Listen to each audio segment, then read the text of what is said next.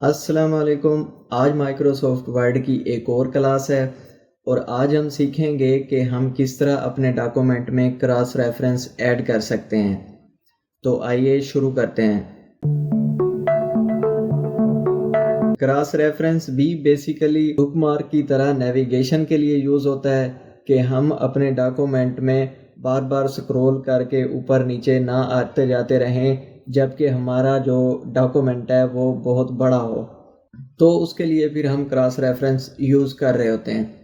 ابھی آپ کو سمجھ آ جائے گی کہ یہ چیز ہے کیا۔ یہاں پہ دیکھیں، یہ ہے نا سر سید احمد خان۔ اب میں چاہ رہا ہوں کہ میں اس کے آگے ایک کراس ریفرنس ایڈ کرتا ہوں۔ اس کے لیے میں نے یہاں پہ کیا کلک اور میں اوپر انسرٹ کے ٹیب میں گیا، یہاں پہ ہے کراس ریفرنس۔ میں نے اس پہ کلک کیا، یہاں سے ڈراپ ڈاؤن سے میں چوز کر لوں گا فگر۔ ٹھیک ہے، یہاں سے انٹائر کیپشن ہی رہنے دیتا ہوں۔ یہاں پہ میں نے انسرٹ کیا تو یہاں پہ دیکھیں فگر 1 لکھا ہوا آ گیا ہے۔ اب میں اس کو بریکٹس میں بھی ایڈ کر سکتا ہوں۔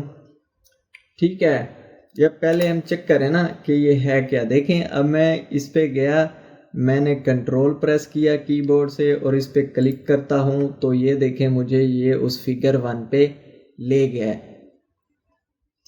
اب دیکھیں، اگر میں اس فگر کو یہاں سے بریکٹس میں چینج کرنا چاہوں تو یہاں سے یہ بھی کر سکتا ہوں، اور اس کا ٹیکسٹ میں اگر چینج کرنا چاہوں تو بھی میں کر سکتا ہوں، اور سٹل میں اگر اس کو پھر پریس کروں تو یہ پھر بھی مجھے وہیں پر لے کر جائے گا اگرچہ میں نے اس کا ٹیکسٹ چینج کر دیا ہے۔ نا اب میں اگر یہاں پہ لکھ دوں جیسے سی فگر 1 تو پھر بھی یہ مجھے وہیں لے کر ہی جائے گا۔ دیکھیں، ٹھیک ہو گیا، ایک تو ہو گیا یہ۔ نو اب اگر میں چاہوں کہ میں یہاں پہ اس کی لسٹ آف بکس بھی دے دوں تو پھر کیا کروں گا؟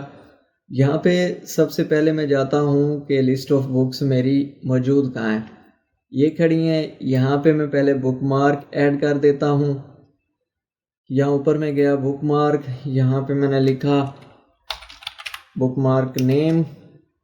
نو اگر آپ کو بک مارک ایڈ کرنا نہیں آتا تو اوپر لنک آ رہا ہے، اس پہ کلک کر کے آپ بک مارک والی کلاس دیکھ سکتے ہیں۔ ٹھیک ہے، یہاں پہ اسے میں نے کر دیا ایڈ۔ تو اب میں جاتا ہوں کہ یہاں پہ میرا جو ہے لسٹ آف بکس بھی آ جائیں، تو میں پہلے یہاں پہ بریکٹ ایڈ کر لیتا ہوں اور بریکٹ کے اندر ہی میں کراس ریفرنس ایڈ کروں گا۔ یہاں پہ دیکھیں، میں نے کرسر کو بریکٹس کے اندر پلیس کر لیا ہے۔ یہاں کراس ریفرنس میں جاتا ہوں، یہاں سے میں سلیکٹ کر لیتا ہوں بک مارک۔ دیکھیں، وہ جو بک مارک میں نے ایڈ کیا تھا یہاں پہ موجود ہے۔ یہاں پہ بک مارک ٹیکسٹ پہ میں جا کے یہاں سے ٹیکسٹ ہی سلیکٹ رہنے دیتا ہوں، اوکے کرتا ہوں، تو یہ دیکھیں اس نے مجھے لسٹ آف بک مارکس دے دی ہے۔ ٹھیک ہے، تو اس طرح ہم جو ہے، اب میں اگر اس کو کلک کر کے جاؤں، دیکھیں کنٹرول کے ساتھ کلک کرتا ہوں تو یہ مجھے وہاں پہ لسٹ آف بکس پر لے آیا ہے، تو مجھے یہاں سے سکرول کرنے کی ضرورت نہیں پڑی۔ تو یہ وجہ ہوتی ہے کہ ہم کراس ریفرنس بھی ایڈ کر رہے ہوتے ہیں۔ نو اگر میں یہاں سے جا کے کچھ اور چینج کرتا ہوں، میں اس کو انڈو کرتا ہوں، یہاں پہ دیکھیں میں پھر کراس ریفرنس میں جاتا ہوں، یہاں سے بک مارک سلیکٹ ہے میرا، اور میں یہاں سے پیج نمبر اگر دیکھنا چاہوں تو یہاں پہ میں پیج نمبر میں نے سلیکٹ کر لیا، انسرٹ کیا تو یہاں پہ اس نے مجھے پیج نمبر دے دیا ہے۔ اب بھی میں اگر اس کو کنٹرول کے ساتھ کلک کروں گا تو یہ مجھے وہیں پر لے کر جائے گا۔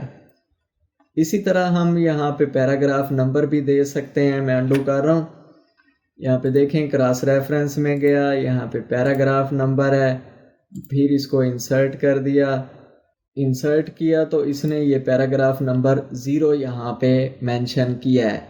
تو ہم اس پہ اگر کلک کر کے جائیں تو یہاں پہ دیکھیں وہ ہمیں لے کر آ گیا ہے۔ اب چونکہ ہم نے پیراگراف کو نمبرنگ نہیں دی ہوئی، اسی لیے اس نے یہاں پہ 0 انسرٹ کیا ہے۔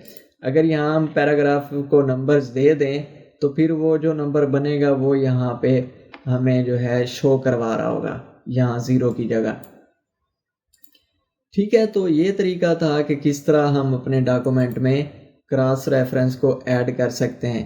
یہ بہت ہی یوزفل آپشن ہے جب آپ کا ڈاکومنٹ بہت بڑا ہو. تو آئی ہوپ کہ آپ کو آج کی کلاس اچھے سے سمجھ میں آ گئی ہوگی. اگر آپ کو ویڈیو انفارمیٹیو لگی ہے تو اس کو لائک کریں، اور چینل کو ابھی تک سبسکرائب نہیں کیا تو اس کو سبسکرائب کریں. Thank you.